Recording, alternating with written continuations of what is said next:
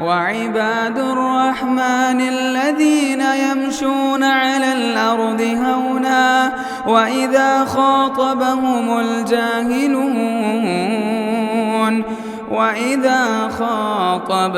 الجاهلون قالوا سلاما.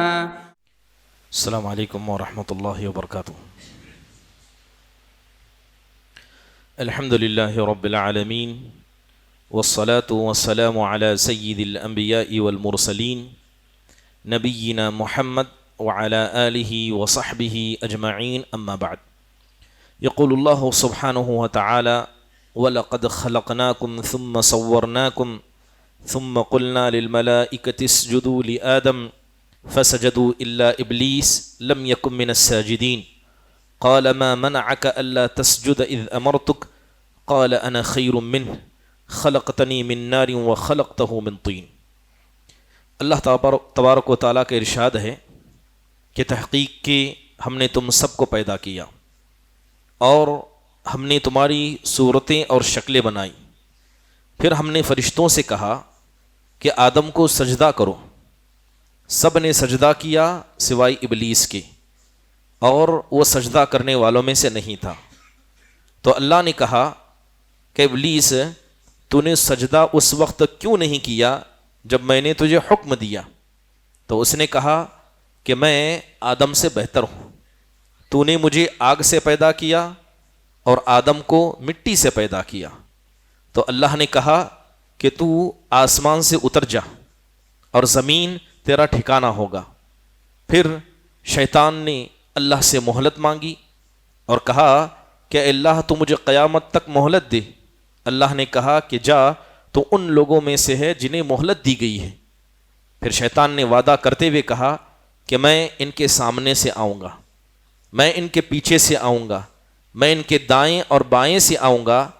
اے میرے پروردگار، جب میں ان کے ساتھ ایسا کروں گا تو اکثر لوگوں کو اپنا شکر گزار نہیں پائے گا.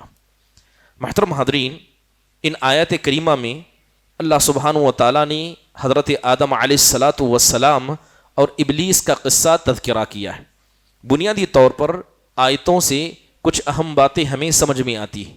پہلی چیز یہ کہ اللہ تبارک و تعالیٰ نے اپنی تخلیق کا ذکر کیا کہ اللہ نے کیسے ہمیں بنایا. اس پر پتہ یہ چلتا ہے کہ جس طرح انسان اللہ کی بہت ساری نعمتوں پر شکر ادا کرے، وہ اپنی زندہ ہونے کی نعمت پر بھی شکر ادا کرے. کیونکہ زمین پر ہونا، اللہ کی نعمتوں کا استعمال کرنا، اس کے عبادت کے لائق ہونا اور اس کی نعمتوں پر شکر ادا کرنا بذات خود ایک نعمت ہے. دوسری اہم بات کہ جب اللہ تبارک و تعالیٰ نے ابلیس کو حضرت آدم کو سجدہ کرنے کا حکم دیا تو اس نے کہا انا خیر منہ، کہ میں آدم سے بہتر ہوں. تو پتہ یہ چلا کہ شیطان کو جس بیماری نے ہلاک کیا تھا، جو فرشتوں کے ساتھ رہا کرتا، جو آسمان میں رہا کرتا، وہ خود پسندی تھی. اس نے اپنی پیدائش کو آدم کی پیدائش سے بہتر سمجھا. اس نے اپنے اعمال کو آدم کے اعمال سے بہتر سمجھا. تو شیطان نے اپنے آپ کو سمجھا کہ میں ہر اعتبار سے بہتر ہوں اور یہ آدم بہتر نہیں ہے. یاد رکھیے کہ جب انسان اپنے آپ کو، اپنے نفس کو اس انداز سے دیکھے کہ میں سب سے بہتر ہوں، میرے اندر کمیاں نہیں موجود ہیں، تو بذات خود ایک بیماری ہے. اور اس بیماری کو شریعت اسلامیہ خود پسندی کہتی ہے. اور اسی بیماری میں شیطان مبتلا تھا تو اللہ تبارک و تعالیٰ نے اسے سزا دی. حدیث کے اندر آتا ہے کہ دنیا کا کوئی بھی آدمی ایسا نہیں ہے جو گناہ سے پاک ہو، بلکہ بعض انسان ایسے ہیں جو وقت در وقت گناہوں کو انجام دیتے ہیں، اور بعض ایسے ہیں جن کی زندگی میں کچھ گناہ ایسے لگ گئے ہیں جس سے وہ کبھی پاک نہیں ہو سکتے. حدیث کے اندر آپ نے کہا کہ ما من عبد مؤمن الا ولہ ذنب یعتادہ الفنیۃ بعد الفنیہ. آپ صلی اللہ علیہ وسلم کہتے ہیں کہ کوئی بھی مومن بندہ ایسا نہیں ہے مگر وقت در وقت وہ گناہوں کو انجام دیتا ہے. او ذنب هو مقیم علیہ، یا ایسا کوئی ایک گناہ ہے جس پر وہ قائم ہے یہاں تک کہ وہ دنیا سے چلا کیوں نہ جائے. پھر آپ نے کہا کہ مومن کو اللہ نے ایسا پیدا کیا کہ وہ آزمائشوں سے گھرا ہے. وہ توبہ کرنے والا ہے، وہ بھولنے والا ہے، لیکن جب جب مومن کو یاد دلایا جاتا ہے وہ اللہ کو یاد رکھتا ہے۔ آپ دیکھیں کہ جو بیماریاں انسان کو ہلاک کرتی ہیں ان میں سے ایک بڑی بیماری یہ ہے کہ انسان کیا ہے، اپنے اندر کے گناہوں کو چھوڑ کر دوسروں پر توجہ دے۔ اس لیے اللہ کے نبی نے کہا ثلاث مہلکات، کہ 3 قسم کے گناہ ایسے ہیں جو اس روئے زمین میں انسان کو ہلاک کر دیتے ہیں۔ اس میں سے آپ نے کہا شحن مطاع، کہ ایسی کنجوسی جسے انسان اپنے لات ساتھ لے کر چلتا ہے، انسان اسی کے ساتھ زندگی گزارتا ہے، اور ایسی خواہشات جس کے انسان اتباع کرتا ہے، اور آپ نے آخر میں کہا وہ اعجاب المرء بنفسہ، اور انسان اپنے آپ کو بہتر سمجھے۔ یہ 3 بیماریاں ایسی ہیں جو انسان کو برباد کر دیتی ہیں۔ خصوصی طور پر وہ لوگ جو عبادت گزار ہیں، جو لوگ نیک ہیں، شیطان ان کے اندر اس بیماری کو پیدا کر دیتا ہے۔ اس لیے مطرف بن شخیر رحمہ اللہ کہا کرتے لَأَنْ أَبِيتَ نَائِمًا وَأَصْبَحُ نَادِمًا أَحَبُّ إِلَيَّ مِنْ أَنْ أَبِيتَ قَائِمًا وَأَصْبَحُ مُعْجِبًا۔ کہتے ہیں کہ وہ قیام اللیل کے پابند تھے، تو کہتے ہیں کہ رات بھر میں سو جاؤں اور صبح اٹھ کر ندامت کروں، یہ زیادہ بہتر ہے کہ رات بھر کھڑے ہو کر اللہ کی عبادت کروں اور صبح اٹھ کر اپنے آپ کو بہتر اور لوگوں کو حقیر سمجھوں۔ محترم حاضرین، جب شیطان نے کہا انا خیر منہ، کہ میں آدم سے بہتر ہوں، تو یہاں پر ایک بات ہمیں یہ بھی سمجھ میں آتی ہے کہ کوئی بھی انسان دوسرے سے بہتر نہیں ہے، سارے اللہ کے نزدیک ایک جیسے ہیں۔ اگر کوئی چیز کسی انسان کو دوسرے سے بہتر کرتی ہے وہ اللہ کا تقویٰ ہے، اور کس کے دل میں کتنا تقویٰ ہے کوئی نہیں جانتا۔ تو اس اعتبار سے دیکھا جائے تو کوئی نہ بڑا ہے نہ کوئی چھوٹا ہے، اللہ کے نزدیک اور عام انسانوں کے نزدیک سب ایک جیسے ہیں۔ اس لیے اللہ کے نبی نے کہا من بطأ به عملہ لم یسرع به نسبہ، کہ جس آدمی کو اس کا عمل پیچھے ڈھکل دے اس کا نسب اسے آگے بڑھا نہیں سکتا۔ کسی کا مال، کسی کا عہدہ اسے اچھا انسان بنا نہیں سکتا۔ اگر سروئے زمین پر کوئی آدمی اللہ کے نزدیک اچھا ہے وہ عمل والا ہے۔ محترم حاضرین، اللہ تعالیٰ نے کہا فَاهْبِطْ مِنْهَا فَمَا يَكُونُ لَكَ أَن تَتَكَبَّرَ فِيهَا۔ شیطان یہ فرشتوں کے ساتھ آسمان میں موجود تھا، تو اللہ تعالیٰ نے اسے آسمان سے نیچے ڈھکیل دیا، اور اللہ تعالیٰ نے اسے جب نیچے ڈھکیلا تو کہا کہ تیرا جیسا تکبر کرنے والا یہاں اوپر نہیں رہ سکتا۔ تو اس میں یہ بات پتا چلی کہ تکبر یہ اللہ کے نزدیک عذاب کا حق رکھنے والی صفت ہے، بلکہ تکبر انسان کو اچھے لوگوں میں سے نکال دیتی ہے اور اسے برے لوگوں میں شمار کر دیتی ہے۔ انسان کے اندر ہزاروں اچھائیاں ہوں لیکن صرف تکبر کی بیماری ہو تو اللہ اسے نیکوں میں سے ہٹا کر بروں میں اس کا شمار کرتا ہے۔ صرف آپ تکبر کو دیکھیں کہ ایک آدمی اگر اپنے دل میں تکبر پیدا کر لے، حالانکہ تکبر یہ دل کی بیماریوں میں سے ہے، اس کی علامتیں ظاہر ہوتی ہیں، لیکن اصل تکبر انسان کے دل کو لگ جاتا ہے۔ اب مان لیجئے کہ اگر کوئی آدمی اپنے دل میں تکبر پیدا کر لیتا ہے تو سب سے بڑا نقصان اسے یہ ہوتا ہے کہ وہ کسی چیز سے نصیحت نہیں لیتا، وہ لوگوں کو مرتا دیکھے گا پھر بھی دنیا میں آرام سے رہے گا، بیمار میں مبتلا لوگوں کو دیکھے گا، ہاتھ پھیلا کر مانگتے لوگوں کو دیکھے گا، تڑپتے ہوئے دیکھے گا، لیکن کبھی اس کے دل میں رحم نہیں آئے گا، نہ وہ ان سے نصیحت حاصل کرے گا۔ وہ کیسے اللہ کا قریبی بن سکتا ہے؟ دوسری بات، تکبر کرنے والا چاہے اللہ نے اسے ہزاروں نعمتوں سے نوازا ہو، وہ ہمیشہ دل کے اعتبار سے پریشان رہے گا، اور جو آدمی تکبر کرے گا وہ لوگوں کے عیبوں کو تلاش کرے گا، اپنی عیب کو چھوڑ کر لوگوں کے عیبوں کے پیچھے پڑ جائے گا۔ اور علماء نے کہا من عاب الناس عابوہ، کہ جو آدمی لوگوں کے عیب کے پیچھے پڑ جائے گا لوگ اس کے عیب کے پیچھے پڑ جائیں گے، اور اللہ خود اس کے عیب کے پیچھے پڑ جائے گا۔ محترم حاضرین، تکبر کے نقصانات میں ایک بڑا نقصان یہ ہے کہ متکبر کا کوئی دوست نہیں ہوتا، کیونکہ متکبر ہمیشہ دل کے اعتبار سے، جسم کے اعتبار سے ہمیشہ تنے تنہا رہتا ہے۔ اگر ساتھ میں اٹھنے اور بیٹھنے والے دوست ہوں گے یہ فائدے کے اعتبار سے دوست ہوں گے، مگر دل سے محبت کرنے والا آدمی کسی کو نہیں پائے گا۔ بلکہ تکبر کا بڑا نقصان یہ ہے کہ اللہ کی طرف سے جو مدد ایمان والوں کو، مسلمانوں کو ملتی ہے، اللہ ان تمام تائید الہی سے اس کو محروم کر دیتا ہے۔ محترم حاضرین، ابن قیم رحمہ اللہ علیہ نے اپنی کتاب کے اندر تکبر کی کچھ شکلیں ذکر کی۔ عام طور پر لوگ اسے تکبر نہیں سمجھتے ہیں، مگر علماء نے ان ساری عادتوں کو تکبر میں شمار کیا۔ میں عام عادتوں کو چھوڑ کر ان عادتوں کا تذکرہ کر رہا ہوں جسے عمومی طور پر لوگ تکبر نہیں سمجھتے۔ تکبر کی علامت یہ ہے کہ انسان خواہش کرے، اس کے دل میں یہ پسند ہو کہ لوگ میرے ارد گرد آ کر کھڑے ہو جائیں۔ وہ پسند کرتا ہے کہ جب میں مجلس میں آؤں لوگ مجھے عزت کی نگاہ سے دیکھیں، لوگ میرا احترام کریں۔ اگر کوئی آدمی اپنے دل میں ایسی خواہش رکھتا ہے یہ تکبر کی علامت ہے، اور اللہ کے نبی صلی اللہ علیہ وسلم نے بد دعا کی ایسے آدمی کے بارے میں۔ آپ نے کہا من سرہ ان یتمثل لہ الرجال قیاما فلیتبوأ مقعدہ من النار، کہ جس آدمی کو اس بات سے خوشی ہوتی ہے کہ جب وہ مجلس میں آئے تو لوگ اس کی عزت میں اٹھ کر کھڑے ہو جائیں، ایسا آدمی اپنا ٹھکانہ جہنم کے اندر بنا لے۔ حضرت علی کہا کرتے من اراد ان ينظر الى رجل من اہل النار فلينظر الى رجل قاعد وبين يديه قوم قیام، کہتے ہیں کہ اگر اس روئے زمین میں کسی جہنمی کو تم دیکھنا چاہتے ہو تو اس آدمی کو دیکھو کہ وہ بیٹھا ہے اور لوگ اس کی عزت میں آزو بازو کھڑے۔ یہ جہنمیوں کی علامت ہے، لوگ بیٹھے ہیں تو عزت دار آدمی بیٹھ جائے گا، لوگ کھڑے ہیں وہ ان کے ساتھ کھڑا ہوگا۔ محترم حاضرین، تکبر کے اندر، تکبر کے مظاہر میں ایک مظہر یہ ہے کہ انسان اس بات کو پسند کرے کہ جب وہ آگے آگے چلے تو لوگ اس کے پیچھے پیچھے چلے، لوگ اس کے پیچھے چلیں۔ یہ تکبر کی علامتوں میں شمار کیا گیا۔ حضرت ابو الدرداء رضی اللہ عنہ کہتے ہیں لا یزال العبد یزداد من اللہ بعدا ما مشى خلفہ، کہتے ہیں کہ وہ آدمی لگاتار اللہ سے دور ہوتا جاتا ہے جس کے پیچھے لوگ برابر چلتے رہتے، جس کے پیچھے لوگ چلتے رہتے ہیں۔ حضرت عبد الرحمن بن عوف رضی اللہ عنہ کے بارے میں آتا ہے کہ جب وہ بازار میں نکلتے تھے، تو پتہ نہیں چلتا تھا کہ آقا کون ہے، غلام کون ہے، اور ہمیشہ اپنے غلاموں کو ساتھ لے جایا کرتے۔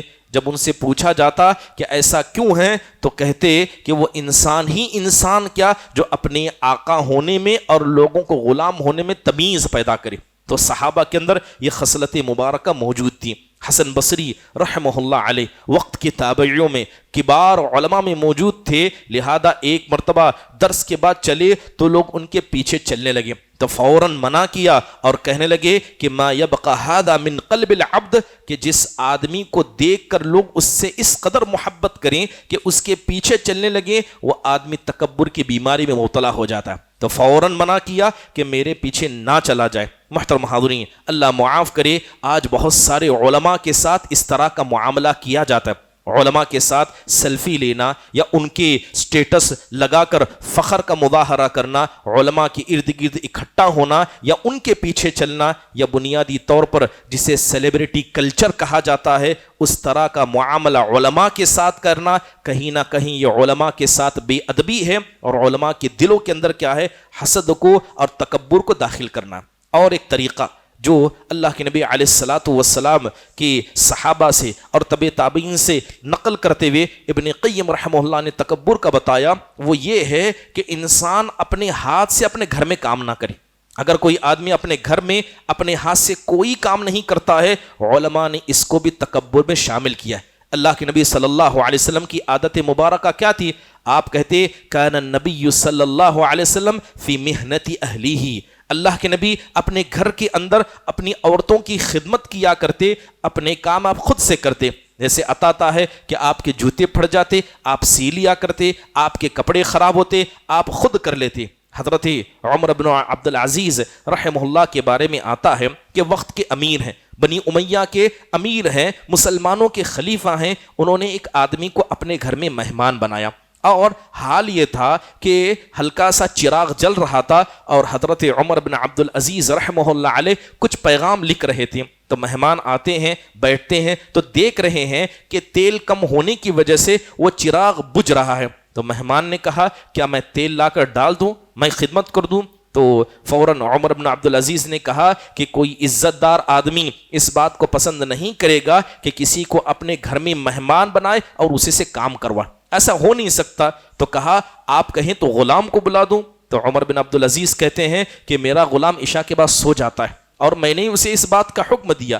پھر کھڑے ہوتے ہیں، گھر کے اندر داخل ہوتے ہیں، تیل لے کر آتے ہیں، اس چراغ میں ڈالتے ہیں اسے روشن کرتے ہیں، تو وہ مہمان بڑا تعجب کرتے ہوئے کہتا ہے کہ آپ یہ سارے کام کرتے ہیں؟ تو حضرت عمر بن عبدالعزیز رحم اللہ کہتے ہیں کہ جب میں یہاں سے اٹھا تب بھی میں عمر تھا، کام کر کے لوٹ آیا تب بھی میں عمر ہوں، میری شخصیت میں ایک ادنا بھی کمی نہیں ہوئی۔ اور یاد رکھنا، اللہ کے نزدیک سب سے معزز و آدمی وہ ہے جو لوگوں کے مسئلے میں تواضع کا اختیار کرے۔ محترم حاضرین، اب جہاں تک بات تکبر کے مظاہر کی جائے، ایک مظہر یہ بھی ہے، جیسے میں نے کہا کہ اپنے گھر والوں کی خدمت نہ کرنا، گھر کی عورتوں کی خدمت نہ کرنا، یا سامان کو اٹھانا نہ اٹھانا، یا مارکیٹ وغیرہ سے سامان لانے کو حقیر سمجھنا، حقیقت میں یہ انسان کے تکبر کی علامت ہے۔ حضرت ابو عبیدہ بن جراح رضی اللہ عنہ یہ مسلمانوں کے امیر تھے، اللہ تبارک و تعالیٰ نے انہیں شہر کا امیر بنایا تھا، اس کے بعد بھی لکڑیاں اپنے پیٹھ پر ڈھو کر لایا کرتے تھے۔ حضرت ابو ہریرہ کے بارے میں آتا ہے، مدینہ کے گورنر تھے، اپنے پیٹھ پر لکڑیاں ڈھو کر لایا کرتے تھے۔ بلکہ آپ دیکھیں کہ ابو سنان ضرار بن مرہ، ان کے بارے میں آتا ہے کہ ایک مرتبہ انہوں نے سامان خریدا اور اپنے کندھے پر اٹھا کر لا رہے تھے، سامان بہت زیادہ وزنی تھا، تو ایک نوجوان ان کے پاس آگے بڑھا، ان کی مدد کرنا چاہا تو کہا کہ میری ایسی مدد نہ کرنا۔ کہنے لگے کہ بے شک اللہ تعالیٰ تکبر کرنے والے کو ناپسند کرتا ہے، اور یہ تکبر ہے کہ انسان اپنے گھر کی خدمت نہ کرے۔ محترم حاضرین، اللہ رحم فرمائے آج کے نوجوانوں پر یا بہت سارے ایسے شادی شدہ مرد حضرات پر جو اپنی گھر کی خدمت کو حقیر سمجھتے ہیں۔ یقیناً یہ تکبر ہے کہ آپ نے جس عورت سے شادی کی اور وہ دن رات آپ کا خیال کرے، تھوڑا سا کام کرنے کے لیے کہہ دے تو انسان کا ناراض ہونا اور یہ کہنا کہ گھر کے کام کی میری ذمہ داری ہے۔ بلکہ آج دور حاضر کے اندر دیکھیں، چاہے کتنے ایسے معاملات ہیں، مرد حضرات کو گھر میں کام کرنے سے آپ کتراتے ہوئے دیکھیں گے۔ اب حال تو ایسا ہے، یہ بلنکٹ ہے یا زومیٹو، یہ ایسی بیماریاں آ گئی ہیں کہ مردوں کے بہت سارے کاموں کو انہوں نے آسان کر دیا، عورتوں کے کاموں کو آسان کر دیا۔ نہ عورتیں اپنی ذمہ داری ادا کرنا چاہتی ہیں، نہ مرد حضرات اپنی ذمہ داریوں کو ذمہ داری سمجھتے ہیں، جبکہ علماء اکرام نے اس کو تکبر میں شامل کیا کہ انسان اپنے گھر کی خواتین کی خدمت کو نہ کرے۔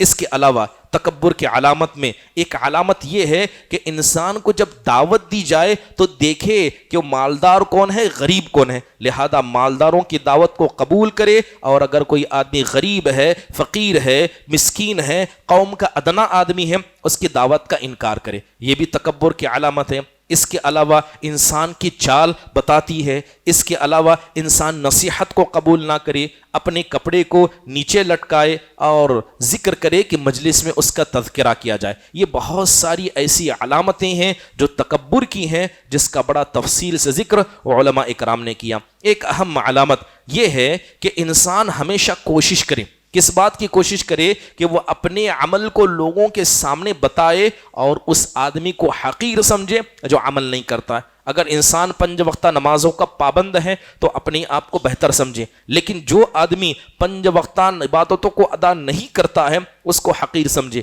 کہے کہ میں اچھا ہوں تم برے ہو۔ یہ بھی تکبر کی علامتوں میں سے ایک علامت ہے۔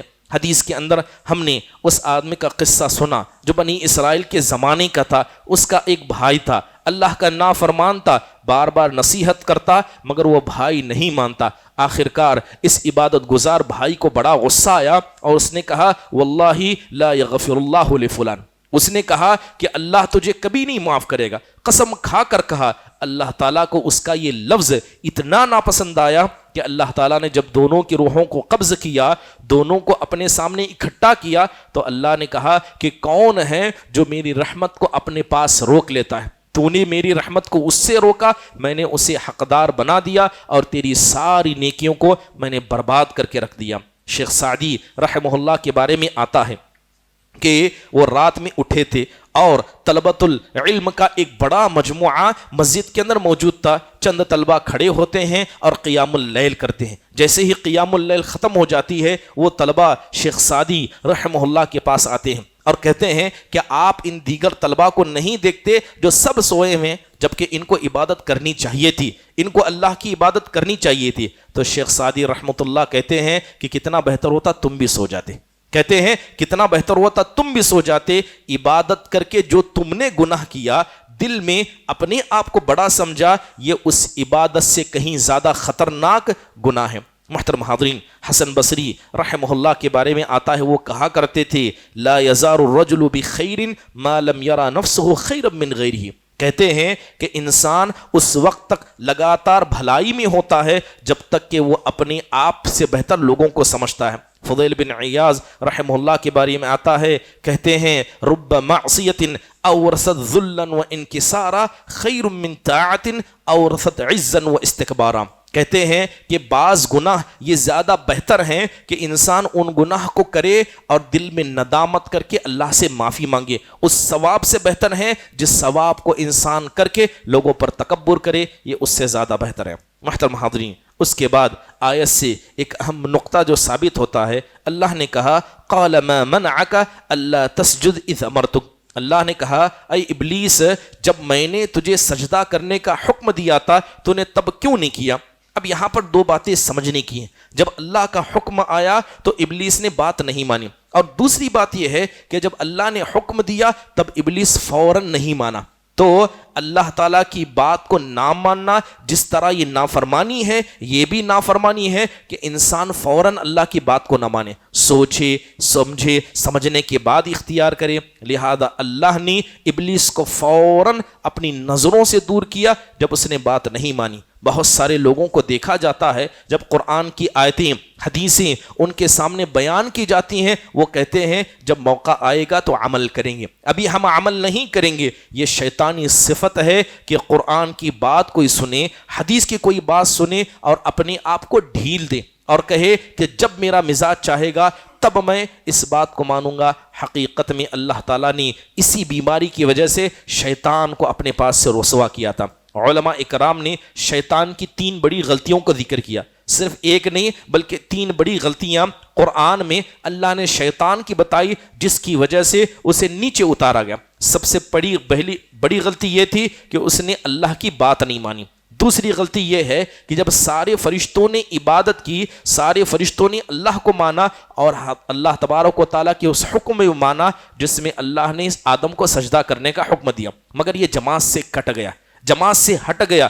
وہ فرشتے جن کے ساتھ رہا کرتا تھا، جیسے ہی اس نے اپنے آپ کو جماعت سے جدا کیا تو اللہ تعالیٰ نے ان تمام فضیلتوں سے بھی اسے جدا کر دیا جو اس جماعت کو حاصل تھی۔ اور تیسری بیماری تکبر کرنا اور آدم علیہ السلام کو حقیر سمجھنا۔ محترم حاضرین، یہ جو شیطان کا تکبر تھا اس نے شیطان کو برباد کر دیا، بلکہ اللہ نے صاف کہا کہ جو آدمی تکبر کرے گا وہ جنت میں کبھی نہیں رہ سکتا، وہ آسمان میں کبھی نہیں جا سکتا۔